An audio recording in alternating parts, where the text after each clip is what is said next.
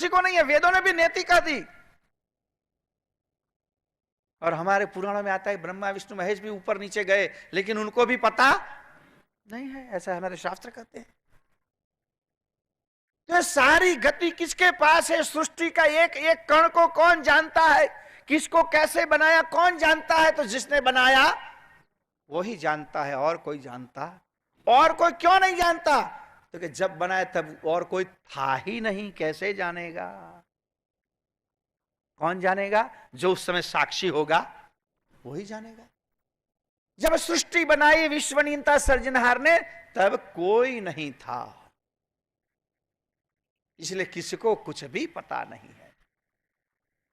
तो सारी सृष्टि की जानकारी किसको दी कर्ता ने? तो कहते हैं अपने परम विशेष अंश को दी, और कहा कि तुम जाओ। संसार में सारे जीव इधर उधर भटक गए हैं, वो अपने सर्जनहार को नहीं जानते हैं, इसलिए तुम जाओ, और तुम जाओ, मैं तुमको सारी जानकारी देता हूं कि मैंने कैसे सृष्टि बनाई, सृष्टि कैसे बनाई, इसमें कैसे तत्व है, कैसे अंश है, रोम रोम की प्रति। क्योंकि ये शरीर में जितना कार्य किया है सर्जनहार ने, उसमें उनसे कोई चीज अनजानी, और अनजानी ने तभी तो बनाया है। आप अपने शरीर को देखो, कौन सी चीज आपके शरीर में बिन जरूरी बनी है? निकालो जरा ढूंढ के। आपके शरीर में ऐसी कौन सी चीज है कि जो बिन जरूरी है? आजकल हमारे जो युवा लड़के पहनते हैं ना कुछ कपड़े, वो ट्राउजर पहनते हैं, तो मैं देखता हूं 2-2, 3-3 पट्टे लटकते रहते हैं इधर उधर उधर उधर। मैंने कहा भाई क्यों रखा है? तो क्या हमको भी पता नहीं है। मैं कह लोगों को पता, भाई ये सारे बक्कल लगाए हैं, इतने सारे लंबे लंबे पट्टे छोड़े हैं, इसका कोई उपयोग?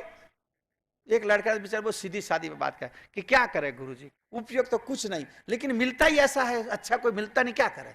ये भी बात सही है, इसमें तोरा कोई दोष नहीं है, मिलता ऐसा है।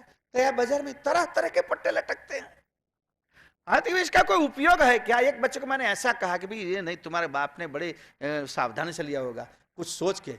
मुझे क्या सोच के? मैंने कहा रात को तुम शायद पलंग पर से नीचे गिर जाते होंगे, तो दोनों और दो तरफ बांधने के लिए काम लगते होंगे। नहीं नहीं, कि ऐसा नहीं है, बस वैसे ही बनाए हैं इन लोगों ने, इसका कोई उपयोग? और देहात में तो बड़ी परेशानी हो जाती, क्योंकि जब कहीं देहात में ऐसे कुत्ते होते हैं कि अनजान आदमी के पीछे भागते, और भागते तब अगर आपका कपड़ा उसके मुंह में आ गया, और कपड़ा तो शायद नहीं आया, लेकिन छूटा पट्टा अगर उसके मुंह में आ गया, तो क्या हालत होगी? बड़ी परेशानी होगी। और इतना मजबूत होता कि जल्दी टूटने वाला तो होता नहीं हो।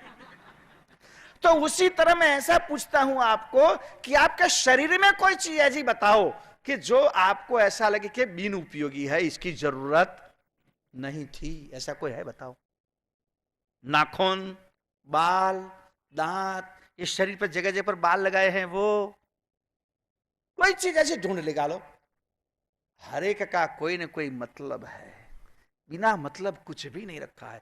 कहते हैं हमारे शरीर विज्ञान वाले कि शरीर पर हमारे रुआंटे बनाए हैं, इसलिए कि कभी शरीर पर कोई जंतु चढ़ता है तो भी तुरंत पता लग जाता है कि हमारे शरीर पर कुछ चढ़ रहा है।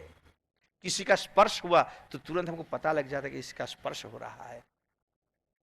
तो जितनी बातें इसमें रखी गई है, ये सारी की सारी बातें उपयोगी है, तो भगवान ने, सर्जनहार ने समझ के रखी है। तो जितना बनाया है, नदी बनाया, पहाड़ बनाया, समुद्र बनाया, चंद्र बनाया, सूर्य बनाया, तारे बनाए, पंछी बनाए, पक्षी बनाए, सारे के सारे। और किसको कितने पैर चाहिए वो भी गिन के बना दिए हैं, किसको इतने पैर होने ही चाहिए। तो रज रज का ख्याल केवल जिसने बनाया है उसी को ही है, और किसी को नहीं है। हमको तो ये भी पता नहीं है, तो हमारे शास्त्रकार ऋषि मुनियों ने अपने अनुभव से गिन के दिया है कि 84 लाख प्रकार की 84 लाख प्रकार के शरीर बने।